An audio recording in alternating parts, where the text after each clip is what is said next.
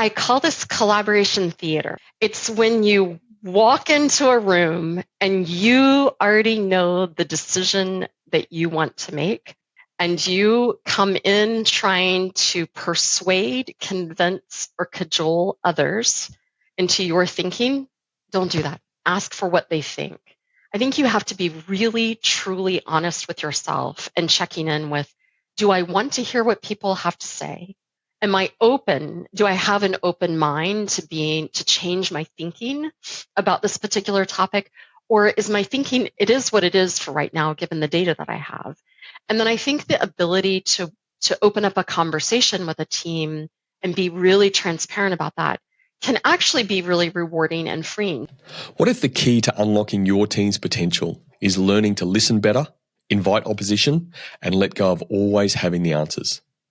In this episode, Marsha Acker, an expert facilitator and team coach, reveals 5 powerful ways to inspire meaningful collaboration within your team. So tune in to learn how to create a culture where every voice is heard and decisions drive success.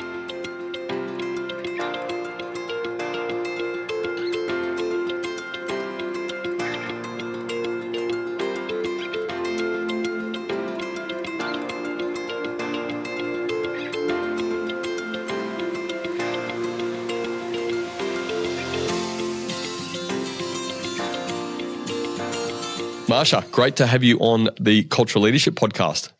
Thank you for having me. It's good to be here. It's an absolute pleasure. Marsha, if you want to give our viewers, our community, a bit of background on who you are, what you're about, and what's brought you to coming to us today. Yeah, thanks. Well, so today, current space, I am a leadership and team coach. So I have a practice that's really about, I care a lot about how we communicate and collaborate and talk with one another. So that is my my very clear focus. I guess the story about how I got here, though, is I often say I went to school and I have a background in software engineering, which many years ago took me into the teaming space and team development space. And I got turned on very early to the practice, the art of facilitation. And I found myself for many years trying to bridge the gap between a development team and a set of end users who were trying to articulate what they wanted and developers who were trying to implement it and make it happen. And so that was really my first introduction to facilitation techniques and group process. So several years after that, I was working in a small consulting firm. This was probably about 3 different companies later from where I learned to facilitate. But I ended up leading a leadership team through a large organizational transformation. And we had gone through months of helping them map out process, and it was all about sort of process improvement.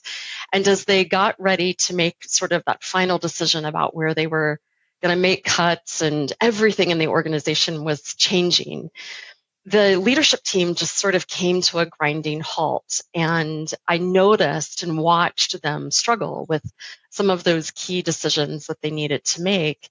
And I'd spent so much time helping them talk about the process, right? The task, the metrics, the data, the people, and nowhere in there had we carved out time for them to have a deeper conversation about what did it mean for them? How were they going to lead their people through that process? And so we'd really left out kind of that human component to it. And we'd left out, I think, some of the deeper conversations.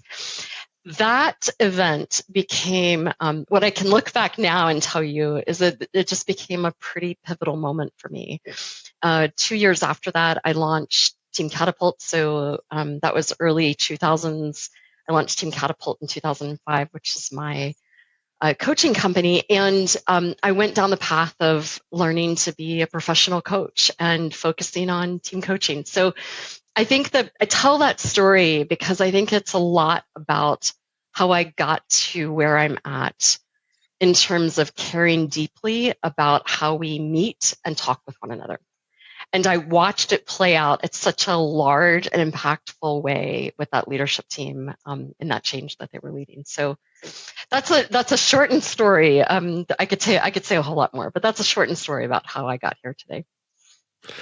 I have to say, again, a little bit of sort of background that I do on all of our guests and stuff like that. It did seem that we had quite a lot of similarities as far as the journey goes, and you just reinforced that. So I was fortunate to be thrown in the deep end as far as facilitation at quite a young age and journey in the corporate space, and dealing with a lot of senior leaders. And I was like, what the hell am I doing here? But geez, I learned a lot, and it worked out really well for me. And then at one point in time, I did lead a global system implementation, and that, I wouldn't say that was the catalyst, but it certainly emphasised hugely the impact that people have on any sort of change and anything that you're doing. And again, the system may work this way and the process may be this or whatever, but if you got sort of the people not rallying behind stuff and sorting through their own stuff through the process, then it's pretty damn difficult, isn't it? Yeah. I love how you talk about that people, process, and technology space, because I feel like early on I had the tech piece. I thought, all we need is the technology and we can make improvements. And then, we need the process, to hook the tech together. And that leadership team and working with them was my moment of just stark realization. We were at a retreat, and I had left the room, and we were trying to figure out what we were going to do and how it was going to facilitate. And I was just sort of at the end of my rope. I didn't know what else to do. And I ended up going back in the room and saying that, like, I feel like you're stuck. And I'm wondering, at that moment in time, I'm like, there's no more process here. Like, it's not a process thing. So, yeah. What were the signs, or just some of the signs you saw that sort of gave you that, hey, I feel like you're stuck moment? Repetitive conversations. I think that we got to this place where the data was all there. I mean, if they were going to make a decision by math and data and, how to create efficiencies, they didn't really need any more data. They had it all. But all of a sudden, we were spending days sort of spinning on the same topic, and they couldn't get alignment. I could describe it as a feeling that I had in the room. I felt resistance, but nobody was really explicitly saying what they were resisting. I felt like we kept circling back on topics they'd already decided. And, I kept thinking, you decided this. Why are we back? Why are we back talking about that? So, the process task level facilitator comes out, and you sort of want to hold up you already decided this, let's move on. And there was just a general, I said to them, I feel like I'm pulling you through. That actually became it is still today, one of my key indicators. Like, if I feel like I want something more than a group, or if I feel like I'm working harder than they are, that's a really good indicator to me that there's maybe a conversation that they need to have that they're not having. Well, that point you make, that's quite a self-aware type point. And I only haven't known you very long, but way back then, before you sort of really immersed yourself in the whole leadership space and self-awareness and all those sorts of things, a lot of that comes through the workbook you've done. What was it in your sort of background that even got you to that point? Because I could pretty confidently say, and I think you'd agree, that there's a lot of people that wouldn't have been at that self-awareness space. Yeah. Well, I think that's a really good call out, Brendan, because the way I can describe it to you today is not how I would have described it back then. I'm sure. So, yeah. So all of it. In that moment, I think it was just a pure frustration around, I feel like I had a bag of tricks in terms of facilitation. Like, I knew the process and the techniques of facilitation fairly well, and nothing was working. And we kept having the same conversation. And what I was able to walk back into the room and say to them after a fairly long break that we'd had is, I just said, like, I'm really curious. Like, I don't know what's going on, but you've done all of the things that you need to do. So what's really holding you back? And at that time, what ended up happening was the the positional leader of that leadership team ended up making the decision, needing to take the decision away from it being a whole leadership team level decision, and she ended up being the one to make the decision. I would maybe do things a little bit differently now, the today version of me versus that version. But what I knew at that point was it wasn't working. It wasn't a facilitation thing. The leadership team was really missing an opportunity to talk about. There were deeper things, for them to talk about in order for them to find alignment around it. Yeah, for us, again, I think there's two people on this podcast that really love people, but geez, they're a pain in the ass sometimes to get stuff done, aren't they? Yeah. So I have a colleague that says, it'd be great if we didn't. I could get everything done that I needed to get done if I didn't have people. That's maybe a little bit of a tongue-in-cheek comment, but.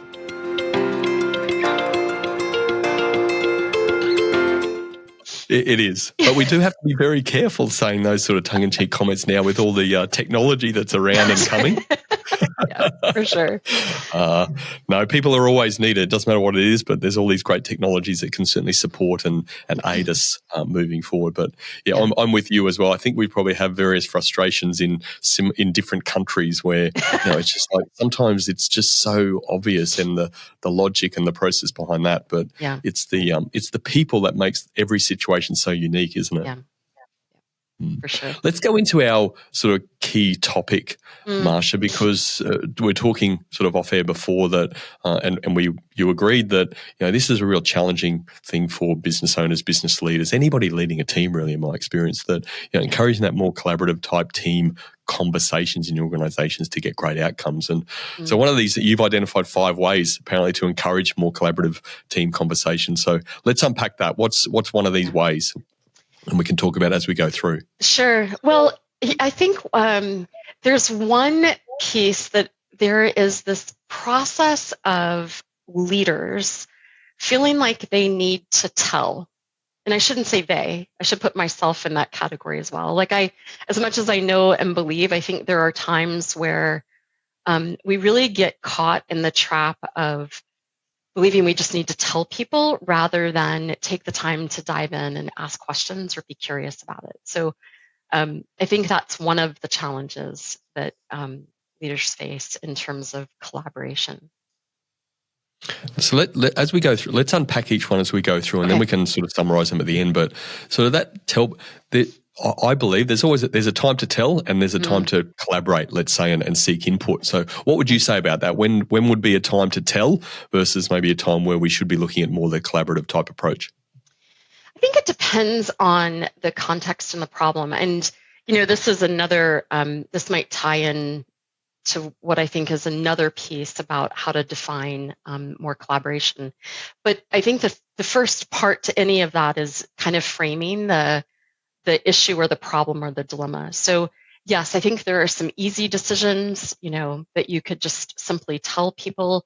It's a fairly straightforward, doesn't seem to, I think you have to look at the degree of support and buy-in that you need for people to have, the degree of different thinking that might exist around the topic. So those things for me would start to inform whether you're going to tell someone or whether you're going to look to engage in a more dialogue. But I think there are topics, and every leader has this across their desk, where they're more complex. They don't have easy answers. I think of them more as dilemmas, or there might be things that present themselves, and you've got varying viewpoints inside the organization about how to go about achieving something. So I think any of these things where you need other people to buy into it, or the topic itself is, it's really sticky. It doesn't have anything that seems really straightforward or clear about it. So I think being able to frame, what's the issue, what's the topic? And yes, are there some things where sometimes it's a sense of urgency. It's, there are outside factors that are happening. You don't have the luxury of inviting, a lot of conversation around something. You get handed something and it needs, a very quick, easy decision. Maybe not easy, but it needs a very quick decision. So I think there's that piece. But then I think there's bigger dilemmas that we face. As a leader or business owner, do you think that we can be too collaborative sometimes? Is there a line where it's too much? I think it depends on each of us. So I have, there's sort of three ways in which we all orient to other people, sort of the norms that we use to, and as we work with others. One is open system, which is looking to hear all voices. Another is closed system, meaning there's a clear order and process for how things are going to get done. And, I orient to people with more clear closure and process. And a third operating system, which is random, and that's more innovative and creative. So if I'm a leader, I am a leader who operates, maybe not surprisingly, given the topic we're talking about today, but I have a tendency to operate more in open system. It is just sort of my default go-to.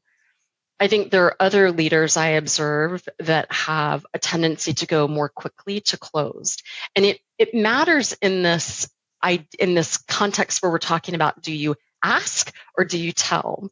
Because I think it will be oriented to our particular preference about how we view that role of leadership. So I have to watch for that very thing. I can overdo or overuse my tendency to want to ask people for input, just flat out. I can. So I have to watch that. I have to regulate it. And I have to be really intentional about checking in with myself. Like, is this something that I need people to buy into and I need their support and I need their fingerprints on it? Or is this just going to be the decision and I'm going to make it and I'll do it more in closed system than I will in open system? So I think it depends on each of us. I think it's super interesting. The thing that I find, and it's happened sort of sometimes with my clients over the years, and which I really get them to avoid, is that they sort of want to be collaborative, mm-hmm. but then actually they've already got a decision in their head. Oh yeah, they're already sort of, can you say, closed-minded about that? So I don't know. You tell me what. For me, I feel like one of the worst things you can be is trying to be collaborative, but you've got the thing in your head, and it's almost like you're being collaborative, but you're telling people through that collaborative process, so you're getting to that outcome that you want to get to. That's got to be destructive in team environments, doesn't it? It is. I call this collaboration theater. It's when you walk into a room and you already know the decision that you want to make, and you come in trying to persuade, convince, or cajole others into your thinking. Don't do that.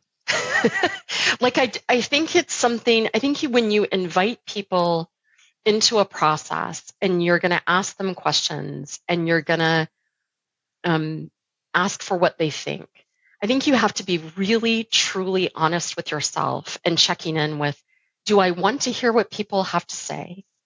Am I open? Do I have an open mind to change my thinking about this particular topic? Or is my thinking, it is what it is for right now, given the data that I have? And then I think the ability to open up a conversation with a team and be really transparent about that can actually be really rewarding and freeing. So, you could tee up a conversation and say, look, I want to hear your thoughts, but I am going to make a decision at the end of our conversation today. And by the way, I'm leaning towards this, but I do want to hear what you have to say. So that's one way to bring a bit of closed with open. So those two ways of orienting to others. I could also say, I could walk into a space and say, look, here's the decision, and this is what I've decided. We're going to go forward with this. I get, people might have different points of view. And where I want to hear where I want to have your input is not on this decision, but I want to get your input on how we're going to do it. So again, we're starting to dissect distinctions about the topic that we're talking about. So where are we at with the decision? What do we want input on? And I think to your point, I love it when leaders own their thinking around that.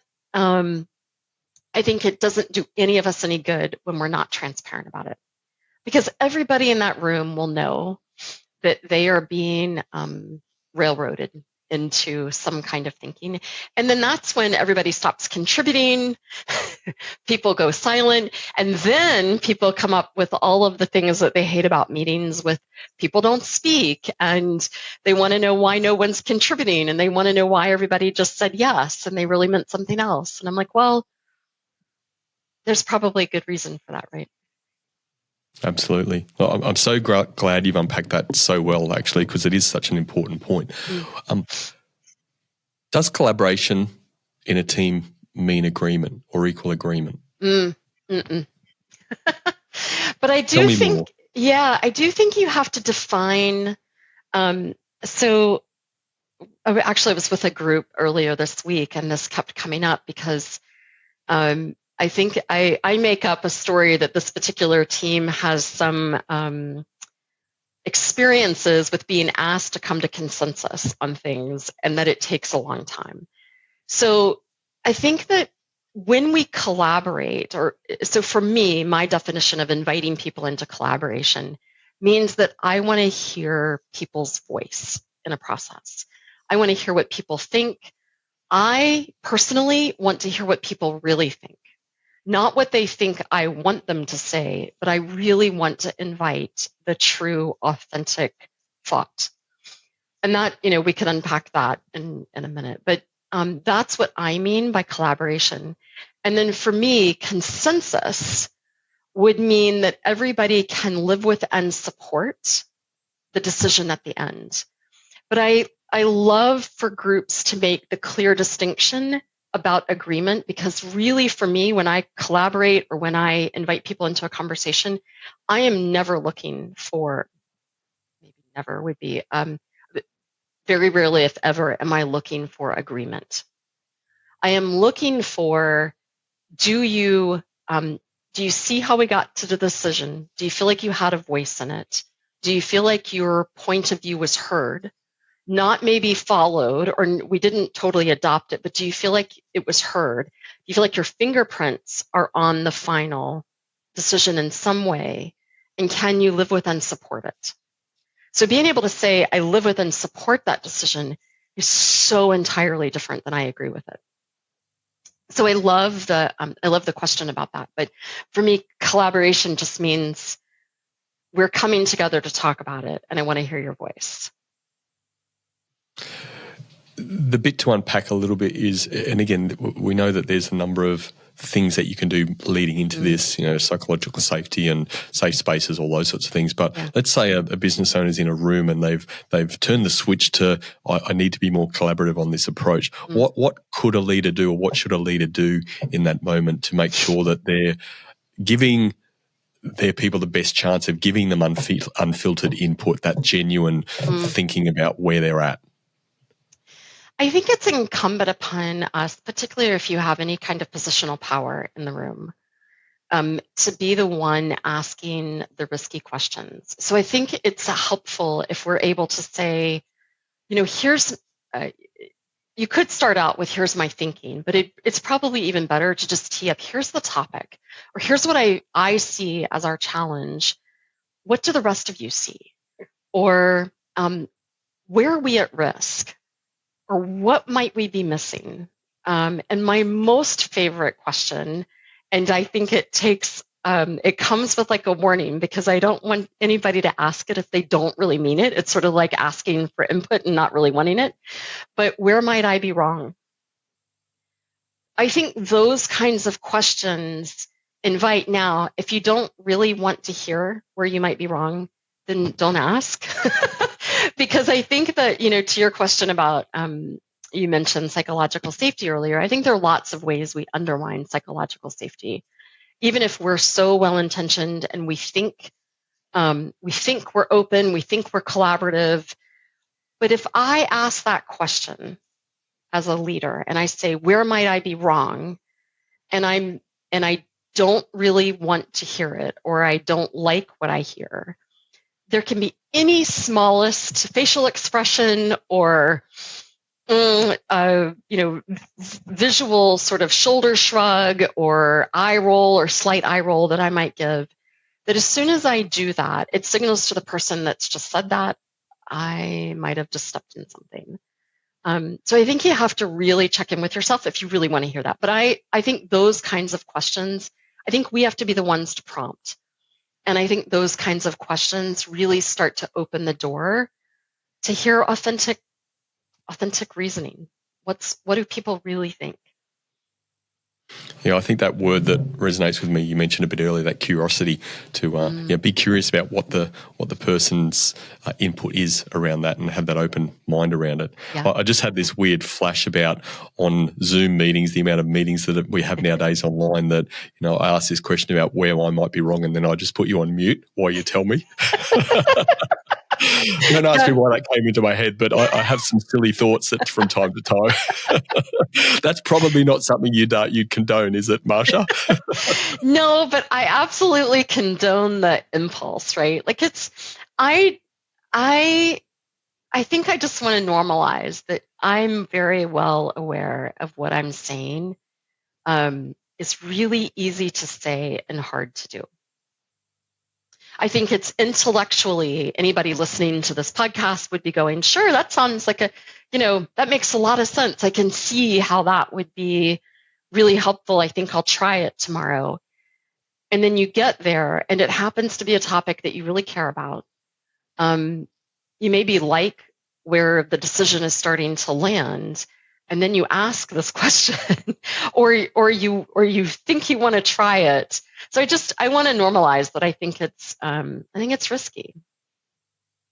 Yeah, absolutely. I mean, that vulnerability is the common term, isn't it? And then there can be psychological things in people's past that really impacts the level of vulnerability. So there's so much sort of, again, back to that self-awareness involved in those, how people operate, how they act. There's always a meaning to that, and trying to be curious about understanding that. You may not, again, I'm no psychologist or anything like that, but it just fascinates me, the behaviours. Even a lengthy conversation I had with one of my clients this morning around some behavioural of one of his leaders, and you just like, there's so much more than that, and you're not trained around that specifically, but you can see it. You've learned enough about that before. It's amazing. Yeah. Mm-hmm.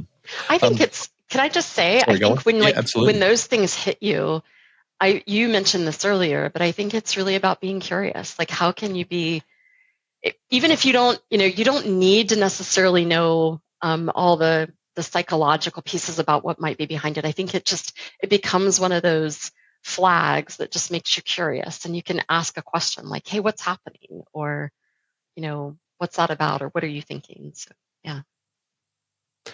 I guess so that we'll move on to the second point and others, but in summary, is it fair to say that I think that see the openness and the genuine intent about being collaborative and using questions potentially to drive some of that, not putting your thoughts and then asking, and rather than just get, we agree, is important. But I think the one thing that I want to stress as well, and from leaders and the conversations I have, is that being collaborative, again, we said it's not about just not making a decision and trying to get agreement from everyone, because that doesn't often happen when you've got a couple of, 2, 3, 4, the more people you've got in the room, the less chance you've got a full agreement. But there is still the leader needing to, in my view, tell at the end of the day, you're seeking input and stuff, but somebody's still got to make that decision at the end of the day. So it's not about not making a decision, but it's about getting some input, getting some different perspectives, people seeing things through different lenses, but then a decision has to be made. And generally, the leader, if they're asking the question, they're probably in that position where they're getting paid the big bucks to make that decision. Is that fair to say? For sure. There was a leadership team that I worked with about a year ago, and that was their pattern. So they operated much more in that open system. So they were very quick to send topics around the room, wanting to hear input. And then their challenge was closing it down and making that final decision. And so we worked together on, they would have a conversation, and then somebody would make a move to start to close it down. And then someone else would just eke out, but what about, and so I started, helping them develop sort of signals around, time out, hold on, like you just decided that, what makes you want to go back and do that again? So even just becoming aware of those small behaviors where when you asked earlier about when to tell and when to open it up, or when to open it up and then close it down and move on. So, yeah. I think that's It's a great point, and as a part of the work we do as a facilitator is that it's one of those sort of really. I'm not even sure how you train this skill, but through the experience over time and seeing this, it's a really fine balance of knowing when you actually do need to continue to unpack the conversation to get a bit more commitment to something versus letting it go on and not reaching a commitment, isn't it? Do you find that there's a fine balance in that, I think? I do. And I think sometimes it comes by just, for me, I think there's a little bit of a gut sense in that, where I'm wanting a team to listen for, have we hit the major points? Like, have we heard some pushback? Have we heard some new thinking and new ideas? And when it feels like it's fairly complete and there isn't a whole lot more to say on it, I think there is that time to go, okay, now's the time. If you need to come back to it at some point later, but for leaders who are so oriented to that collaborative space, that can be the hard work for them. So I think it's just, it's listening for the quality of the conversation that you've had around it, and then going, yeah, I think that needs to work for now. Great point. So that first one about, things that don't encourage collaborative conversation is telling people. What's our second one? Yeah. I think connected probably pretty closely to telling is pulling out a PowerPoint. So this idea come on, I love PowerPoints. I had a leader once who would, kind of tee up a conversation and then go right to putting all of their thoughts right into a PowerPoint so that it was ready to present. So it's really kind of, tightly connected to that idea of telling versus asking. But I think there's an aspect of PowerPoint that just doesn't serve any of that. So I started to challenge them to, just drop the PowerPoint. Like, what would it look like to walk in and ask? And so there's another piece to this, which is I find that one of the biggest challenges for leaders is this belief that when there's a problem or a question that arises, that they feel like they have to have the answer. And if they don't have the answer, then they are somehow not fulfilling their role or they are not being leaderful. And so I think that being able to suspend the need to have an answer is the work to do. What is it that, again, it's the $1 million question, but there's so much in that piece of, for some reason, when people take on, again, they're either a business owner or they're in a position of leadership, team leadership, supervisor, whatever, that it's almost like an automatic switch, like, I need to have all the answers now. I don't remember any leadership position I went into as a young person that, somebody said to me, you need to make all the decisions now. But what is it? It's weird. I hear you. I think my hypothesis is, I might be totally wrong, so somebody might write into your show and be like, that's wrong. But my hypothesis is that for so long, from at least here in the US, from the very first time we enter school all the way up through our career, I think in many ways we get rewarded for having the right answer. In school, your job is to have the right answer. You get good grades. You move up to the next level of school. In work, you get it right, or you do well and you get promoted and you get another promotion. And in some roles that we're playing where there's a technical component to it, or there are things that we need to get right.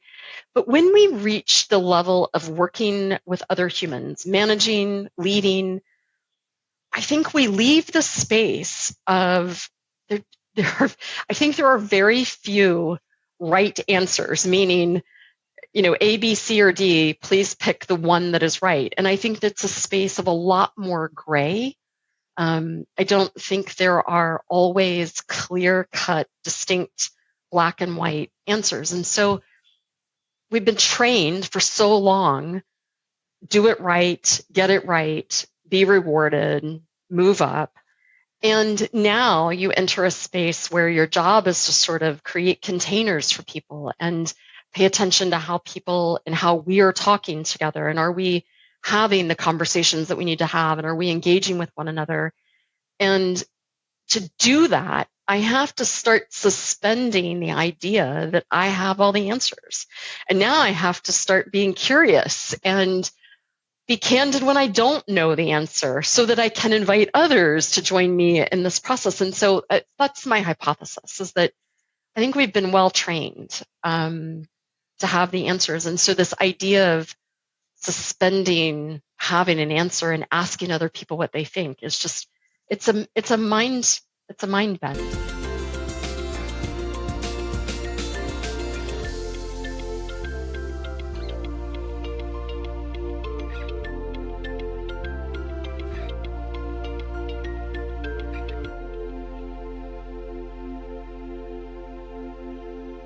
Bend. I do love that hypothesis. So again, my mind goes to, so much in traditional schools, whether that's Australia, US, or whatever, but there's so much independent learning, independent decision making, so independent achievement. And there's our schools around there that have been talking about collaborative learning and project-based learning and stuff like that for a long time. But it is inbred, isn't it? It's just like you're on this sort of path and you make those decisions, and then why would you do any different when you go further? That's right.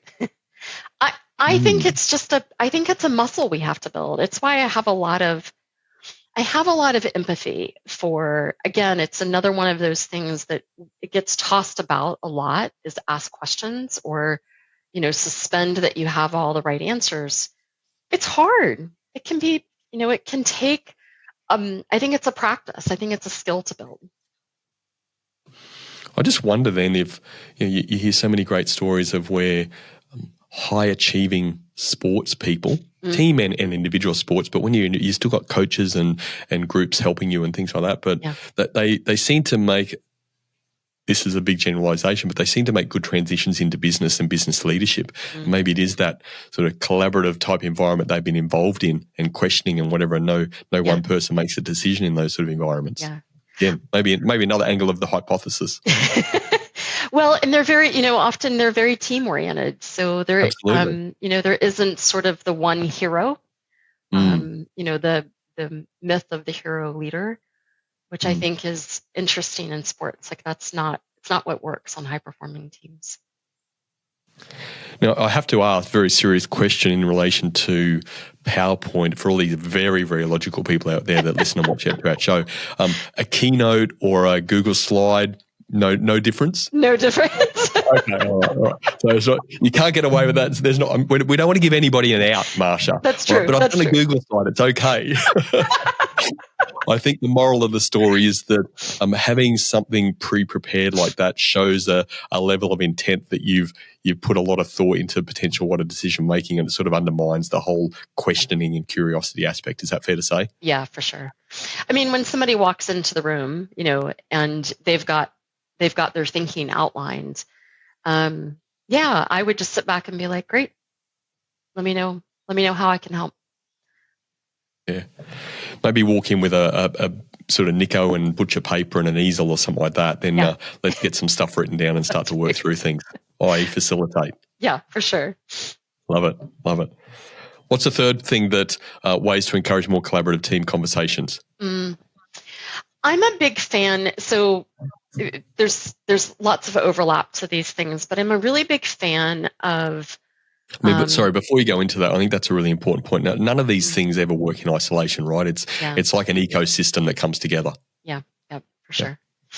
I'm a big fan of holding listening sessions. And I think it's, if I'm kind of hardwired to have all the answers, I'm a positional leader, and someone brings a problem to me and I want to dive in and start trying to fix it. So I watch this, and many organizations I know do employee satisfaction surveys, and where you get data where people, even on agile teams, they sort of surface challenges that they're having and they sort of dump the problem in a leader's lap.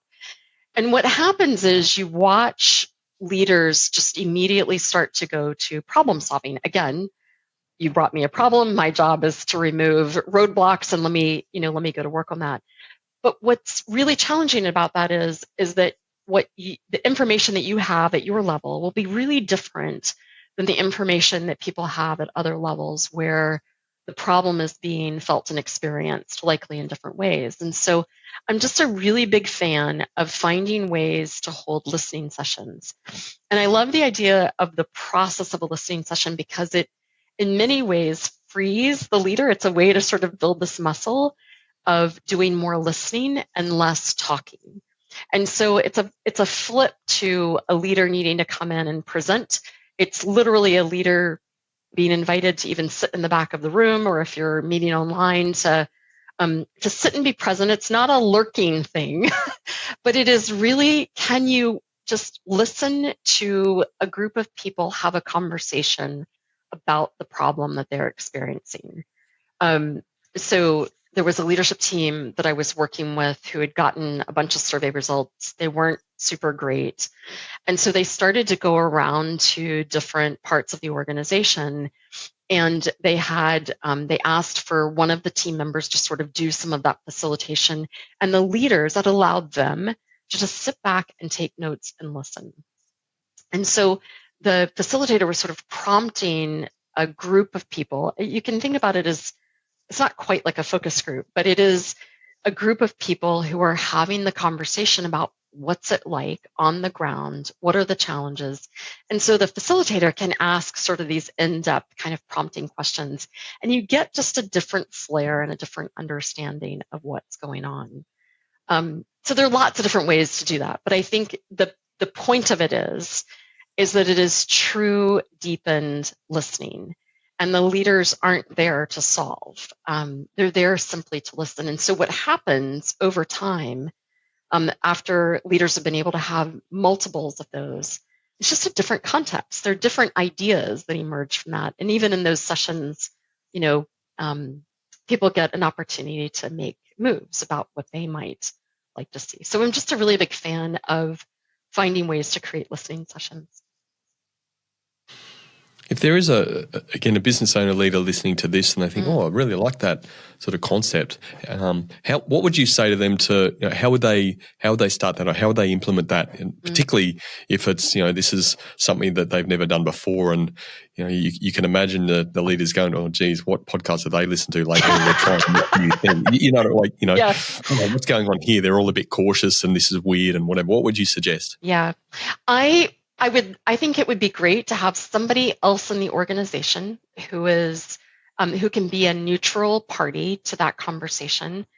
And you need to be really clear with the people that you're inviting into the process that there are boundaries. Like, you're not going to, this isn't going to be held against you, and you have to really be prepared to live up to that. But I think the other part would be for the leader to just give some context about what they're wanting to get out of the listening session, what prompted them to want to hold it. So, in this particular example of this leadership team, they had done, the employee survey feedback, and their tee up in context to it was, we heard you. We understand that there's some real difficult things that are happening in the organization. We are committed to doing better, and we don't want to be solving it without your input. And so we want to understand more about what's going on. So we'd really like to have the listening sessions. They brought in somebody else to facilitate. And so there's some context and some container. And the leadership team actually did more feedback sessions where they just updated people on what they heard. So they would parrot back or rephrase back what they heard people say. And then they gave updates along the way over the course of the next several months about things that they were doing and tweaks that they were making to help address it. So the notion of that feeding back to people helps people feel heard and understood. And I think the biggest piece about change is people do not change until they feel heard and understood. And so much of what I think a leader's job is finding different ways and different structures for people to have that experience, to feel like this isn't delegating decision making to everybody in the organization, but it is inviting people's voice into that process. So I think you need some kind of neutral facilitator in that process. I think you need a bit of context and why you're doing it, and sort of what are you going to do with the information that you gather. Like, don't invite people in to just tell you what they think, and then you go off and it goes off into a black hole that really nobody knows what happens to it. Yeah, maybe someone in your organisation that has maybe a genius of discernment or something like that really likes to unpack and ask those questions and listen. Yes. This one also, out of the three so far, this one also feels like one of the ones where, as a leader and business owner implementing something like this, don't expect sort of the world to change overnight. Like, it's if people aren't used to this sort of thing, be patient with the process. Do you want to talk to that a little bit?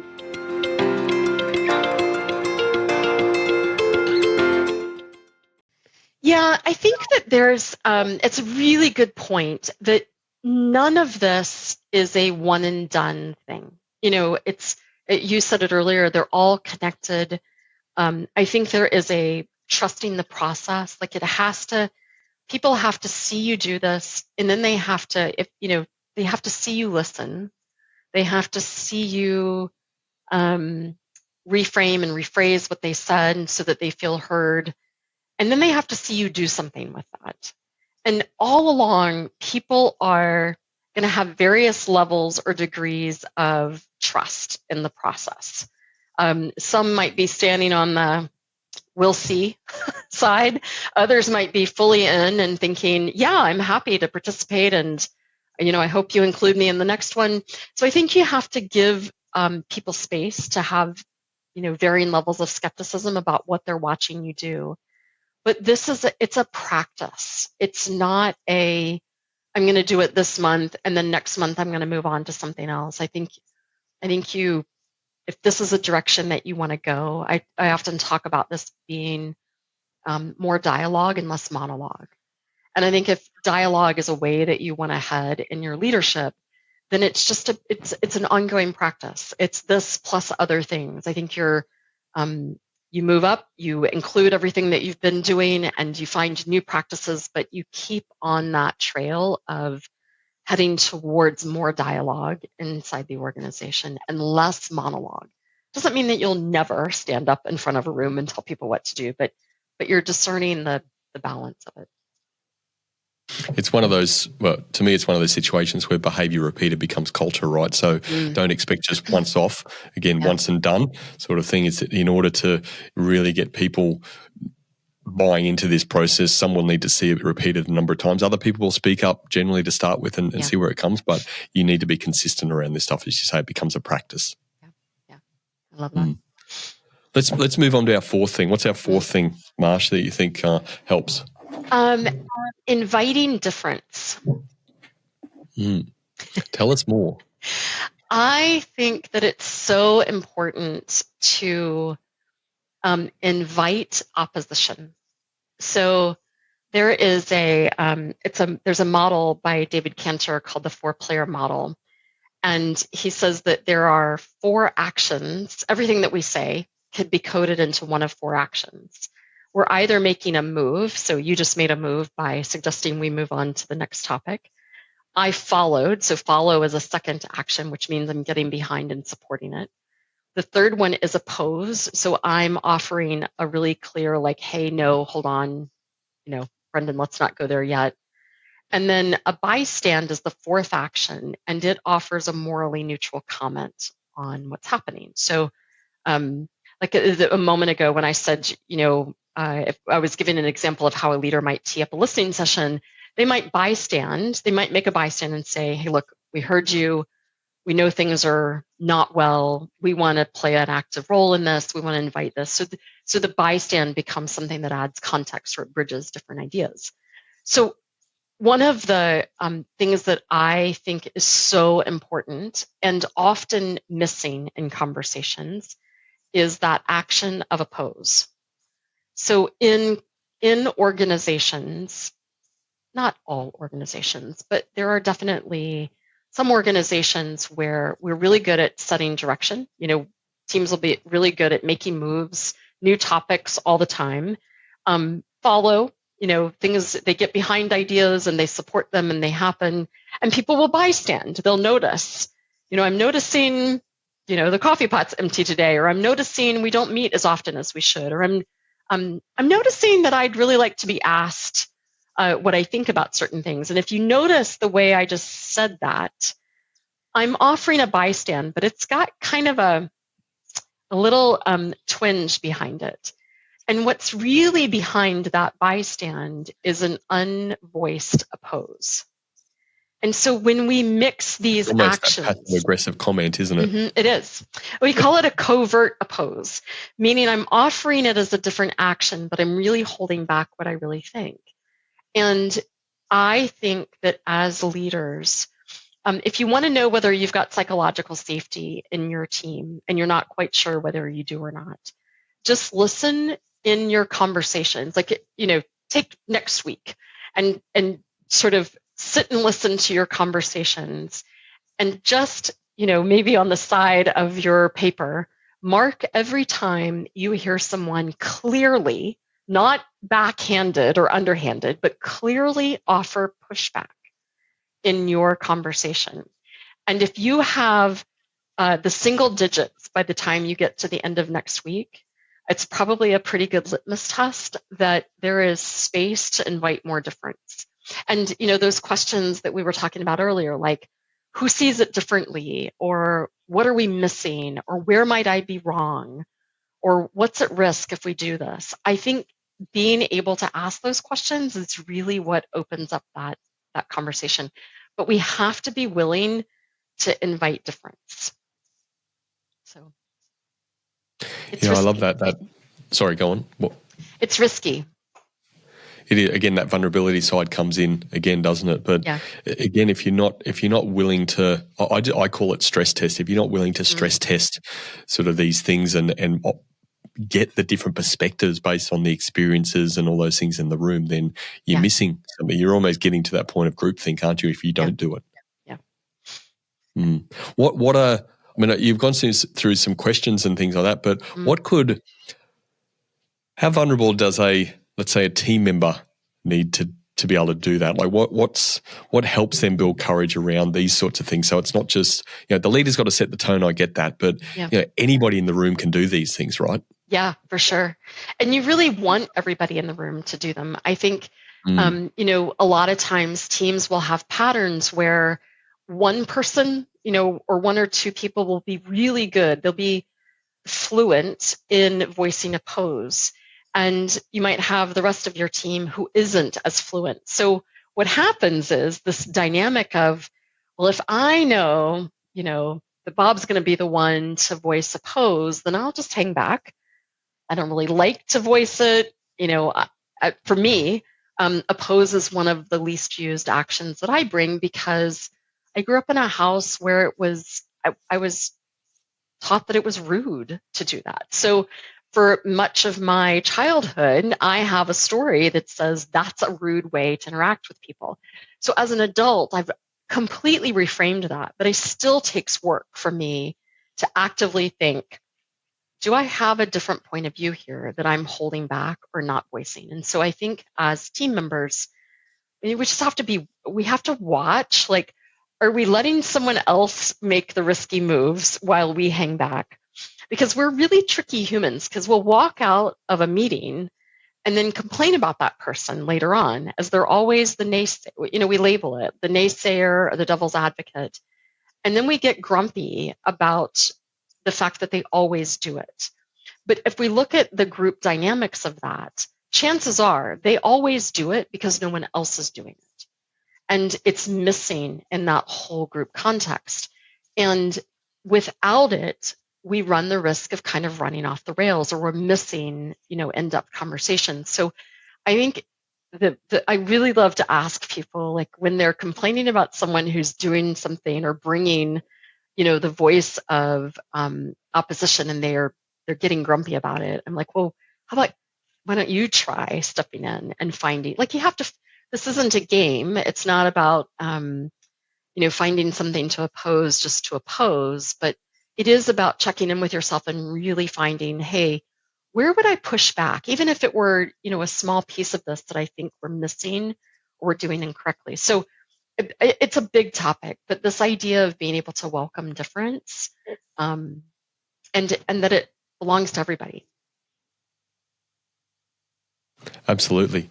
I also think, Marsha, that there's a big element, and what I try and encourage teams to do, and particularly team members, in that you can almost guarantee that if somebody has some pushback on something or a different perspective, everyone else may not have that exact same perspective, but they've got their own perspective on it. So if you have the courage to speak up, the level of respect you can have amongst your team straight away, but in particular from the leader, because the leader knows that that's not going to be the person that just nods and agrees. Like when they generally say, you know what, you're spot on, I agree with you, there's more trust in that, as opposed to people that just always say, yes, sir, 3 bags full, sir. Yeah, for sure. I love the idea of even, I often try to encourage teams, like even if you agree with what's being said, chances are the reason that you agree might be slightly different than others. So again, teams are really quick to, thumbs up or +1 what everybody's saying, or, I don't really need to say it because I just agree. I don't have any different opposition. But I really try to encourage teams. Again, it's the quality of the dialogue. So for me to say, Brendan, yeah, I agree with you. And here's the perspective here's what I love about that. And I'm able to bring a unique point of view. And it doesn't need to be long-winded, but it starts to sort of paint a more rich tapestry in our conversation. Yeah, absolutely. And of course, you and I knowing these things, we've never not spoken up in meetings, have we? No, never. I know you're lying as much as me. Yeah.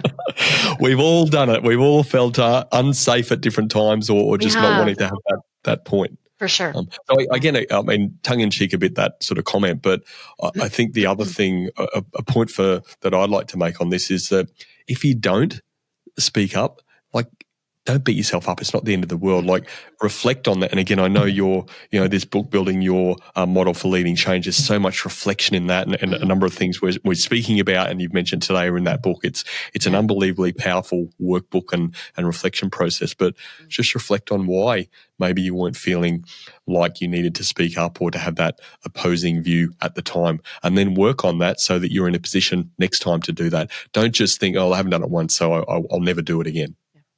I think that's a really good point. And I'd even give everybody an out. Like, there are times, it just depends on the group that you're meeting with. So there are times where I might be meeting with a group that I'm maybe going to have 2 meetings with them. And that's definitely going to factor into how much am I going to try to engage in a dialogue here versus just try to get something done and move on. So there are absolutely times where, that becomes part of my filter, in my own decision making about how much risk I'm going to take and, what's at stake. Yeah, love it. Just one different person in the room, depending on the relationship of the people, can make a big difference, can't it? Yeah, for sure. Let's get to our fifth and final point in the 5, Marsha. You have to carve out the time. Seems sensible. What's that? I think that I am a huge fan of carving out space to actually engage in dialogue. So in day-to-day work, there's so many times that we need to meet, and we need to meet about a particular topic. It's got a deadline. We don't have a long time. We've got 30 minutes to have the meeting, and then we're off and running. And I think what happens over the span of our workspace is that a little bit of conversation and relationship debt starts to build up. And if we don't carve out as a team, so both at a leadership team level or work team level or even cross team level, if we don't start to carve out space where we can actually slow down and engage in dialogue and build relationship, it just builds up over time. It becomes super big. It's all the stuff that you sort of sweep under the rug because you run out of time and you don't have time to talk about it. So Even in my own company, we have a practice of meeting once a month for 2 to 3 hours. And it is an agenda-less space, but it is a space where we come together to have dialogue. And we use that time to reflect on how we're working together, how we're interacting and communicating with others, with each other, where we think, where maybe I stepped on someone a week ago, and this becomes the place where we can sort it out. And so it's become such a valuable practice for us. When I'm working with leadership teams, I help them put something like that in place. Very seldom do they stop. After we get them started, they continue the practice on. And it becomes this container for having the in-depth conversations sometimes that the day-to-day meeting spaces just don't always tend to allow us. So I'm just a huge fan of carving out space. And it's easier at the beginning of the year. So I know we're just kicking off this particular year, so it's great to be able to go into your calendar and collectively as a team just find that block of time and give it a try. Yeah, I love that, sort of that being deliberate about it. And, to change stuff, you've got to be deliberate. How would you, if a client is engaging with us and obviously paying good money, then generally you've got that element of trust because, transferring money is a high element of trust to start with. So it's easier to tell or to convince that this is actually, even though you're putting the time up front, it's time-saving activity for later on. Yeah. But again, people listening to this that I guess maybe they've got some trust in me, they've just heard from you today and getting to know you. How would you explain to them that, hey, these things, spending some of that quality time up front around these things actually does save time into the future? What would you say to them? I read a study late last year. It was published by a company called ZipDo.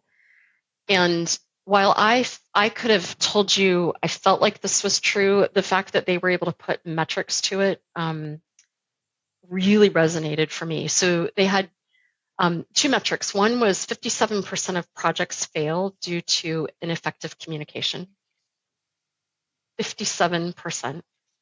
And that ineffective communication costs global companies $359 billion in lost productivity. It's like when you let those numbers sink in, I think it's huge. And it's hard to, you and I will have had the experience of, and the honor, quite frankly, of watching team after team after team. And we sit in a seat where likely we can see things really differently than people can see them when they're in it. When you're on the ground or, in the trenches, it's a little bit harder to see it. But those metrics resonate for me because I watch teams, and a lot of times teams are coming to us when it's become an issue, but there's so many places where we step over something or we step on somebody, and then it leaves this residue that if we don't clean it up or figure it out or find a way to make it easier to communicate with one another, it results in the spinning meetings or people paying for the consultant that comes in and helps facilitate this 6-month-long, business reengineering process where we're reorging, but we can't make the final decision. And so all of a sudden, all that money is lost. Or we can't get a project completely off the ground because we've got 2 people working on the project who are absolutely stuck in advocacy and opposition with one another, and they can't sort it out. So the project doesn't move forward. So I think there's so many small places that really, when it comes, like if you peel it all back, it comes down to there's something about the structure and the way that we were communicating at that moment that somebody didn't feel heard or understood, and somebody else misunderstood. And all of a sudden, something that was so easy or simple that could have been resolved 6 months ago with a 30-minute conversation has now taken 6 people and however many meetings and so many other resources to resolve. And I watch that. I don't know about you, but I have so many examples that I could give of places where I'm like, if we could just go back. So I know a lot of times focusing on communication and the way we collaborate seems like such a, I don't know, an unsexy thing. Or I think we know how to communicate, and because we do it every day. So why would I, sort of put the extra effort in to collaborate with one another? I think it just falls into this bucket of why bother? And I wish we'd bother a little bit more.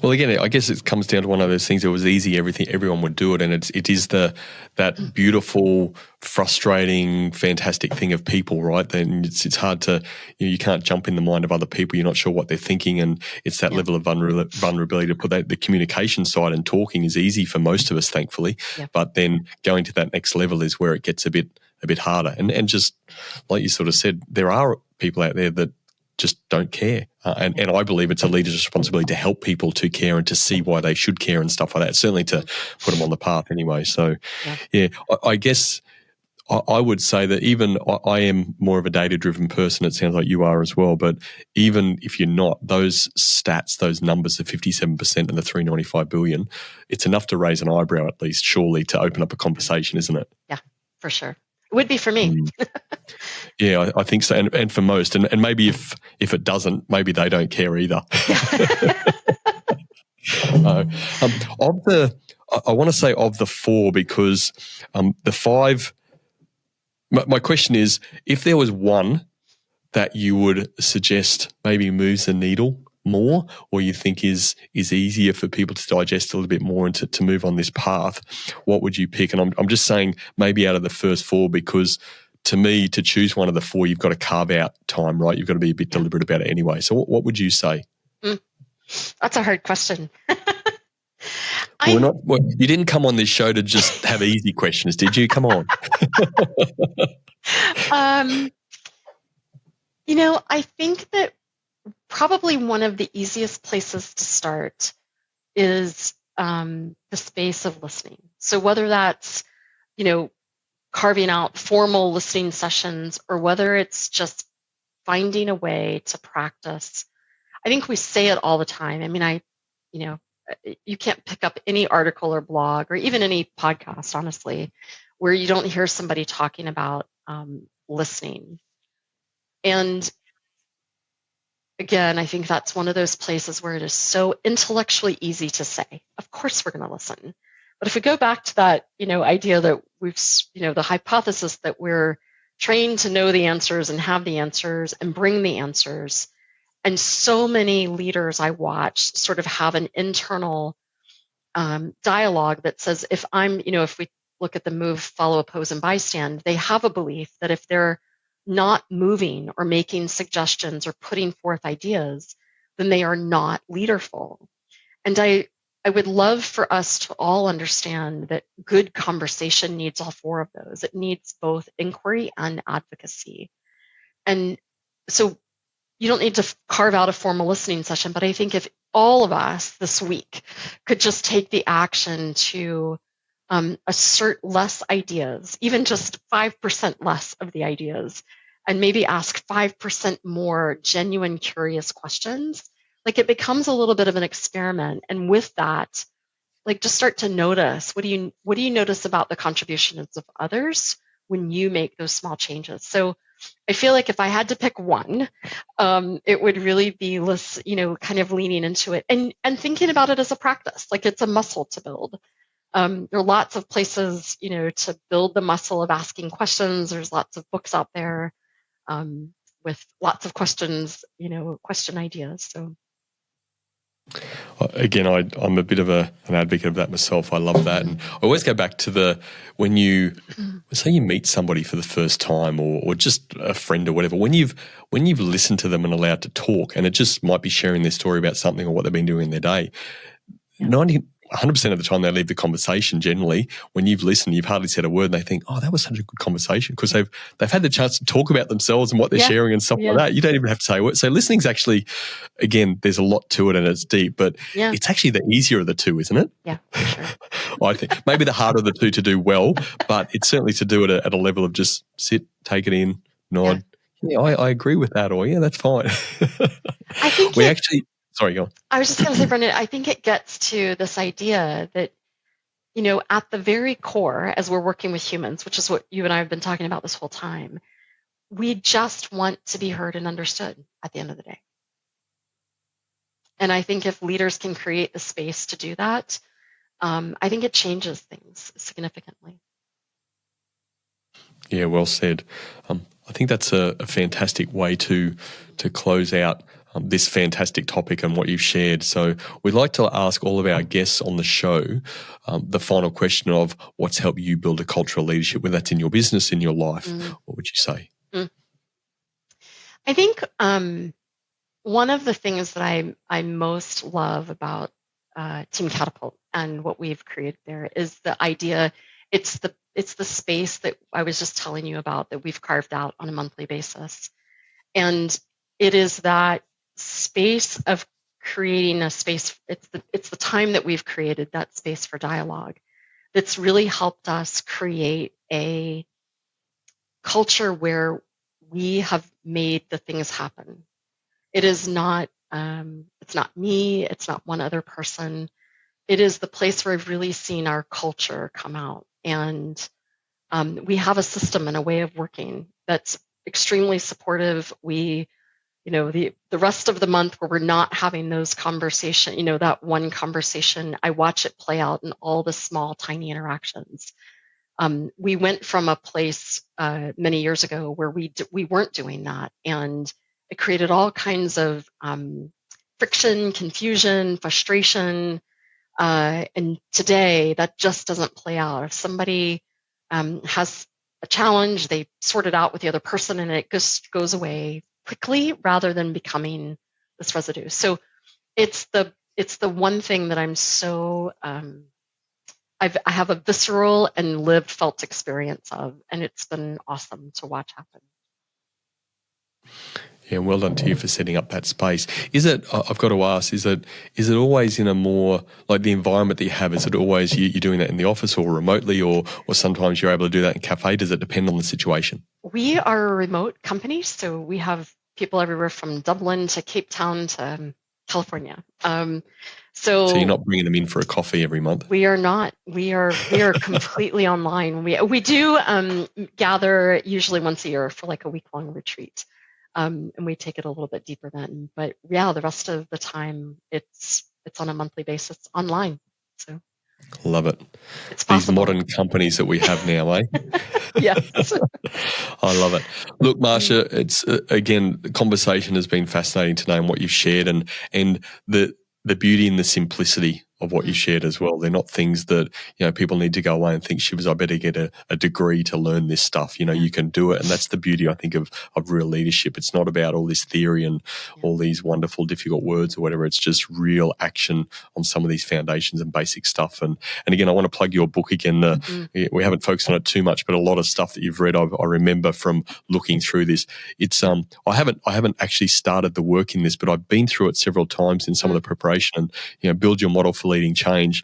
This is a book that could just stay with you forever. Like, there's so much deepness to it. And I reckon if you spent 6 weeks, 6 months, 6 years going through it, and then you go back again, like you'd just be a different person again. You just keep evolving, wouldn't you? Is that for sure? Like, is that what you were hoping with something like this? Yeah, it's I took all the work that we do with leadership teams, and it exists in that book. So often when we're working with leadership teams, that book sits alongside of us, and it becomes the place that we keep referring people to lead, put it into action, and then grab a page and do some reflection and think about how you're communicating with one another. So I published it because I wanted people to have access to it. And I do think it's a great way of just engaging your reflection and building that reflective muscle. And yes, I think that the concepts in that book are about building your model for leadership, for living and for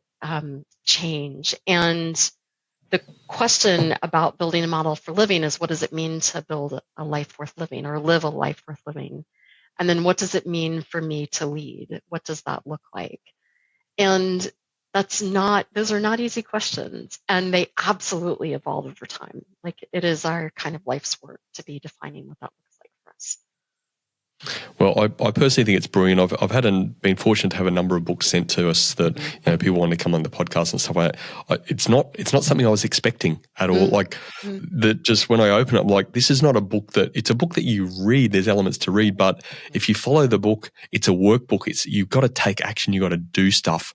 Yeah. And I don't say that because I think that can turn people away. But if you're really committed to continuing to develop yourself, help your leadership, help how you lead change, manage change, and balance that in amongst your life, then this to me is a pretty good damn playbook, because it's really self-driven stuff as well. Yeah. And you provide a lot of good information with various models and things that work for you guys. So well done on taking the time to do that, and for helping people around the place to pick this up and do something with it. Yeah, I appreciate that. Thank you. I know a leadership team who made it part of their book club, and they used it for about 6 months ongoing together. And so it didn't involve, inviting us in at all. It was just a process that they used together. So it's just another way to use it. Love that idea as well. Yeah. A bit of sort of, again, team collaboration and opposing different perspectives and reflections. Hey? Living and breathing it to a T. We love it, Marsha. Sure. So look, again, thanks for being such a fantastic guest on cultural leadership. Great to spend time with you today, and really appreciate you sharing all your knowledge with our audience. Yeah, I really appreciate you having me, Brendan. Thank you. It's been a pleasure. These are my 3 key takeaways from my conversation with Marsha. My first key takeaway: confident leaders prioritise listening over telling. They create space for their teams to voice opinions, encouraging open and honest communication instead of dominating conversations. By truly listening, leaders create a culture of trust and ensure that all perspectives are heard, leading to better team alignment and better decisions. My second key takeaway: confident leaders are transparent about decision making. They clearly communicate when input is needed and when they will make the final decision, ensuring everyone understands their role in the process. This transparency builds trust and helps team members feel valued, even if their suggestions aren't adopted. My third key takeaway: confident leaders balance collaboration and decisiveness. They know when to get input from their teams and when it's time to take charge and make a decision. This balance prevents over-collaboration, avoids unnecessary delays, and ensures progress while maintaining team engagement. So in summary, my 3 key takeaways were: confident leaders prioritise listening over telling. Confident leaders are transparent about decision making. And confident leaders balance collaboration and decisiveness. Let me know your key takeaway on YouTube or at theculturalleadership.com. Thanks for joining me, and remember, the best outcome is on the other side of a genuine conversation.